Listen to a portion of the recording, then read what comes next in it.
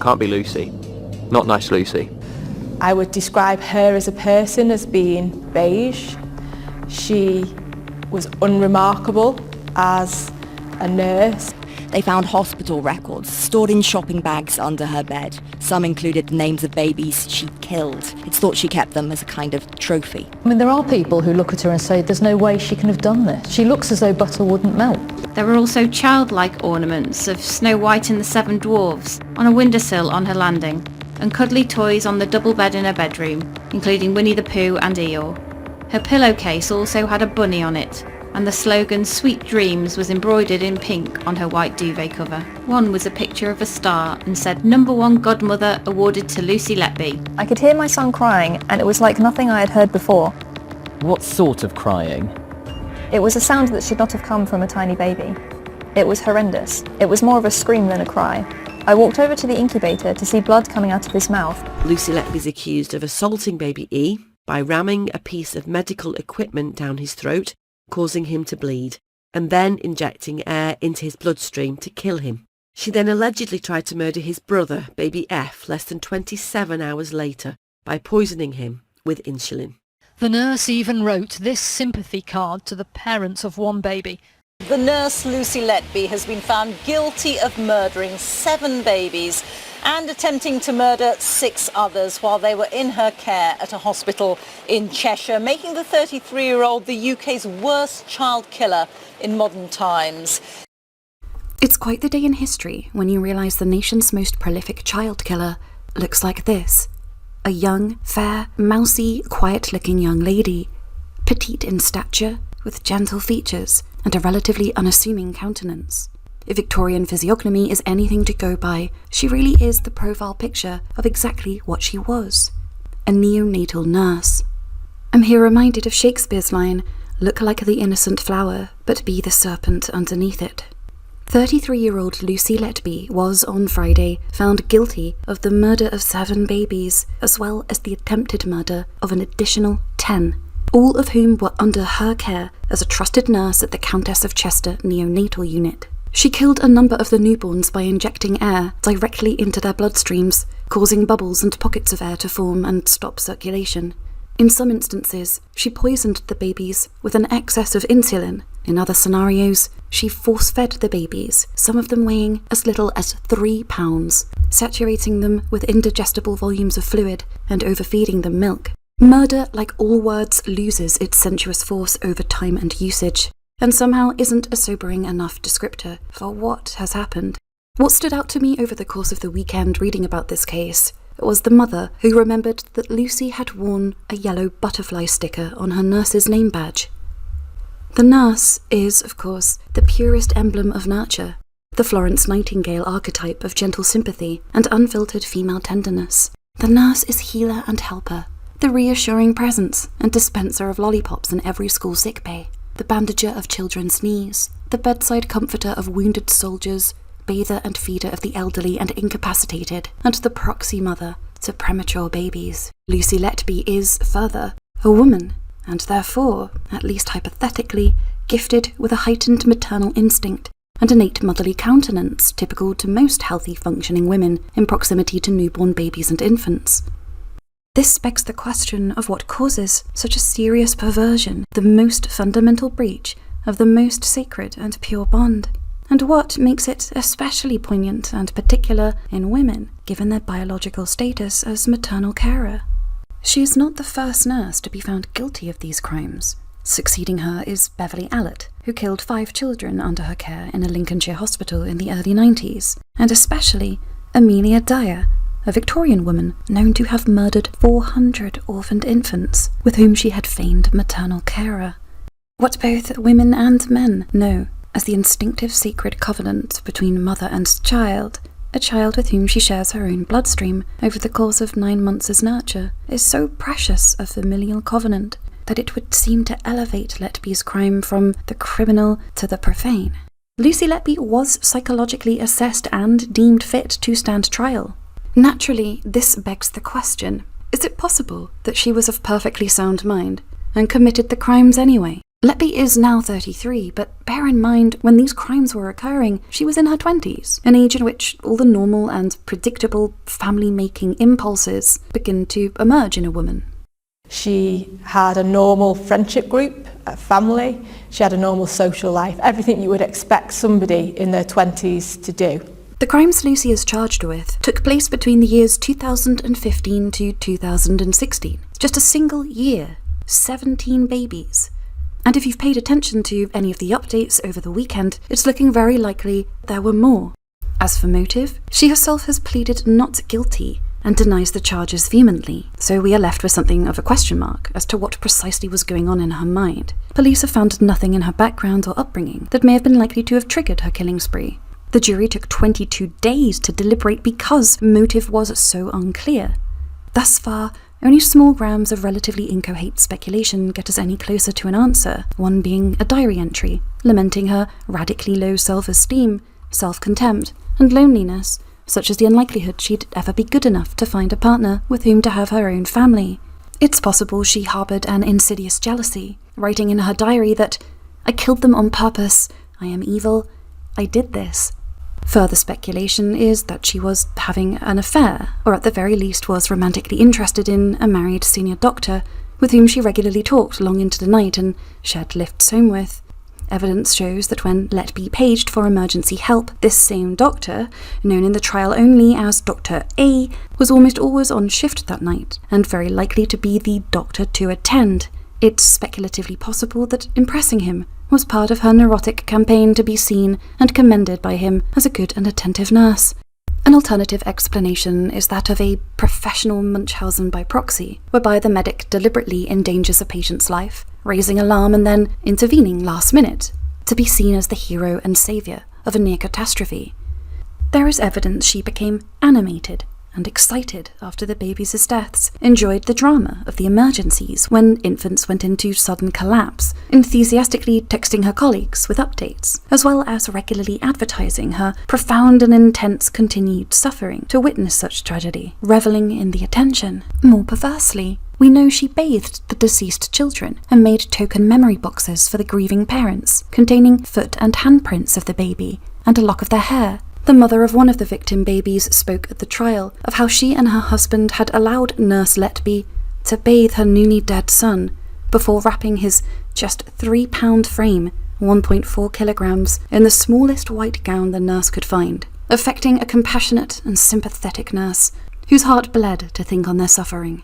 She asked if I would like her to bath him in front of me, so I said yeah. So she bathed him, and then she dressed him in a little woolen gown and gave him back to us, and we held him for a little bit longer. She sent one couple a sympathy for your loss card. In it, the words, "There are no words to make this time any easier. It was a real privilege to care for Child I and get to know you as a family who always put Child I first and did everything possible for her. Lots of love, Lucy." The card was stamped, "Your loved one will be remembered with many smiles." Jesus. A number of baby items linked to individual deaths were found under her bed, including 250-odd handover sheets and even a paper towel used on the night of one of the killings. There were photos of the handwritten message in a card the nurse sent to the family of a baby girl she'd murdered. She signed it, "Lots of love, Lucy." And in her diary, along with dates for salsa dancing classes, there were initials of some of her victims written on the days when they died. Since I'm not qualified to posit a medical diagnosis, I want to draw your attention to the environment that permitted this to happen. See, it's not entirely true that Lucy's crimes went unnoticed. Suspicions and concerns have been growing, and then in June 2016 there were several deaths in very quick succession. We were expecting them to go home, and suddenly, one after another, they died, and that really worried us. It was the first sight I had of this result, and it made me feel sick, actually, thinking about it. There was a baby case in front of me in which it was quite clear that this baby had been poisoned by insulin. And the nursing record supported the fact that Lucy Letby was present on shift at the time. if you measure very high levels of insulin with very low levels of C-peptide, then it can only be the case that the insulin was not made by the body. So that would be objective evidence that there has been, that somehow insulin has been administered to this baby. It wasn't produced by the baby. And it can't have happened accidentally? No, this would not happen accidentally. The hospital's 7 senior consultant paediatricians were told by management that Lucy Letby had done nothing wrong. Around this time, Lucy Letby launched a grievance procedure against the paediatricians. The internal process concluded that she'd been discriminated against and victimised by the doctors on the unit. She only went and filed a grievance complaint. And what do you know? Management gobbled it up. What do you think she complained of? Yeah, discrimination. How unpredictable. Over the next 11 months, we had to resolutely resist repeated attempts by management to have staff nurse Letby come back to the unit. She claimed that the consultants were, quote, ganging up on her and had conspired against her as part of a witch hunt. Makes you wonder what was really going on in Salem. We had been told how stressful it had been for Lucy Letby. A letter from her was read out explaining how unfair she felt we paediatricians had been, and we'd also before that been told that we should write a letter of apology to Lucy Letby, and then the meeting ended with, as I say, the chief executive making it clear that he was drawing a line under this issue. All 7 of the paediatricians were compelled to apologise to Lucy, pressured into adding their signature to a letter of apology, noting the insensitivity of their former remarks and extending a professional olive branch. One was even recommended he have mediation sessions with her. Tell me that's not the most British form of bureaucracy you've ever heard. This is the letter they sent Lucy Letby, signed by all 7 paediatric consultants in the unit.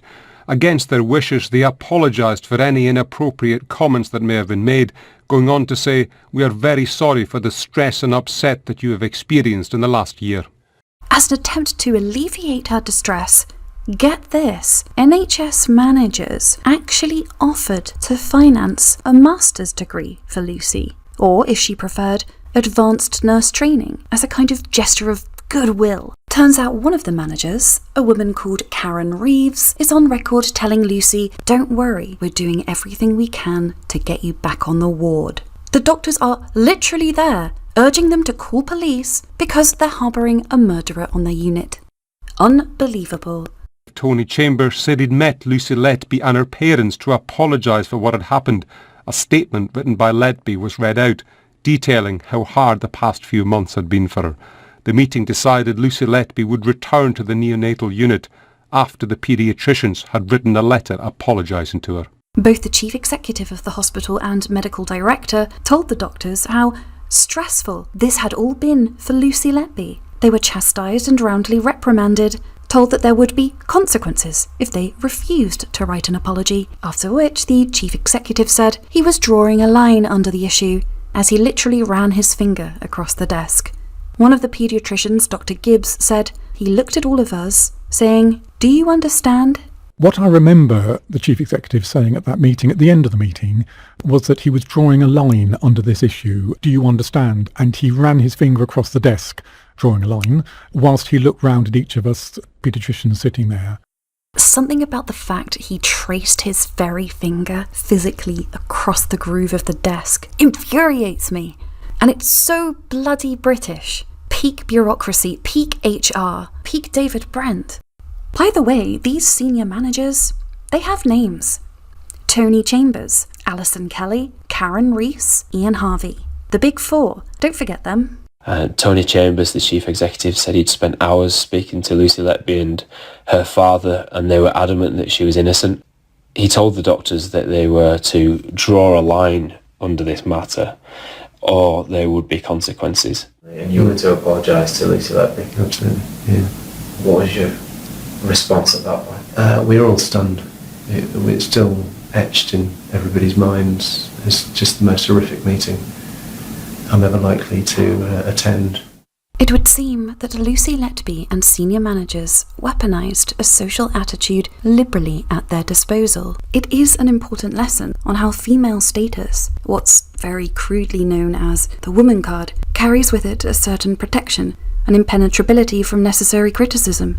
It was deduced more likely that the men who had all approached senior management independently by their own volition were more likely professional bullies, misusing their position of misogynistic power to terrorise and scandalise this humble emblem of maternal compassion. The implication the doctors felt was that they would be either reprimanded or reported to the General Medical Council if they didn't cooperate and allow Lucy Letby to return to the neonatal unit. Lucy Letby was a fully qualified nurse, with all the requisite training and experience under her belt, and this means she knew exactly what she was doing. She knew how to administer drugs, the requisite doses, how to prepare the equipment, what equipment, where to place the needle, and what, down to the finest detail, was required in order to impart serious harm. She was experienced enough for babies to be trusted under her care, babies at their most tiny, fragile, poorly and vulnerable. This matters because it proves that what occurred on the ward was not the result of inexperience, negligence or blunder, but the desired outcome of knowing and deliberate action. Unlike medical error, Letby's conduct denotes intent to kill and malice aforethought. Lucy Letby is not a negligent, unprofessional nurse, but a professional serial killer nurse. Lucy Letby has destroyed our lives. The anger and the hatred I have towards her will never go away. It has destroyed me as a man and as a father. I'm pleased to say Lucy Letby received a complete life sentence for each and every one of the crimes. She will never leave prison. That's where she will die, alone, despised, and childless.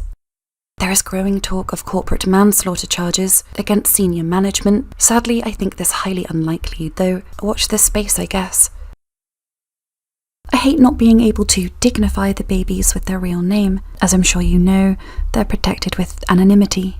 So sleep sweetly, little babies.